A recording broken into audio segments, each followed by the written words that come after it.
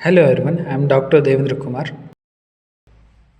Sir ನೀವು ಯಾವ ತೊಂದರೆಯಿಂದ ಬರುತ್ತೆ ಸರ್? ಸರ್ ನನಗೆ ಈ ತಲೆನೋವು ನಿದ್ರೆ ಬರ್ತಾ ಇರಲಿಲ್ಲ ಅಂತ ಫಸ್ಟ್ ಇದಕ್ಕೆ ಬಂದೆ. 4-4 ವರ್ಷದಿಂದ ನನಗೆ ನಿದ್ರೆ ಅಷ್ಟು ಮಾಡ್ತಾ ಇರಲಿಲ್ಲ. ಓಕೆ. ಅವಾಗ ನಮಗೆ ನೈಟ್ ಡ್ಯೂಟಿ ಬಿಟ್ಬಿಟ್ಟಿರ್ತದೆ. ಆಗ ನಾವು ಬೆಳಗಾವಿ ನಿದ್ರೆ ಕಟ್ಟಿರ್ತೀವಿ. ತಿರ್ಗಾ ಡೇ ಮನ್ಗೂರು ನಮ್ಗೆ ನಿದ್ರೆ ಬರ್ತಾ ಇರಲಿಲ್ಲ. ನೈಟ್ 3 hours ಅಷ್ಟೇ ಮಲಗ್ತೀವಿ? ಇಲ್ಲ. ಈಗ ನಾನು 10 ಗಂಟೆ ಮನ್ಗೂರು ನನ್ನ ನಿದ್ರೆ ಹತ್ತಿದ್ದೆ 2 ಗಂಟೆ 1 ಗಂಟೆ ಅಲ್ಲಿವರೆಗೂ ಸುಮ್ಮನೆ ಓಡಾಡೋದೆ. ಆ ಟೈಪಲ್ಲಿ ಯಾವಾಗಿಂದ ತಲೆನೋವಿತ್ತು? ತಲೆನೋವು ಸುಮಾರು ದಿವಸ ಏನಂದಿಸ್ತದೆ. ಈಗ ಶಿರೋಧಾರ ಮಾಡ್ತಿದ್ವಿ, 1 week ಮಾಡಿದ್ವಿ ಶಿರೋಧಾರ.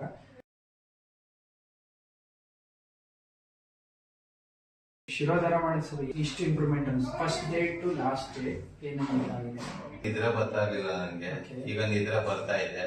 ಈಗ ಮನ್ಗೆ ಒಂದು 10 ನಿಮಿಷ 1/4 ಗಂಟೆ ಹಾಫ್ ಅನ್ ಅವರ್ ಒಳಗಡೆನೆ ನಿದ್ರೆ ಬಂದ್ಬಿಡ್ತಿದೆ. ಈಗ ತಲೆನೋವು ಸ್ವಲ್ಪ ಕಡಿಮೆ ಆಗಿದೆ. ಎಷ್ಟು ಪರ್ಸೆಂಟ್ ಕಮ್ಮಿ ಸರ್? ಫಸ್ಟ್ ಡೇ ಎಷ್ಟಿತ್ತು?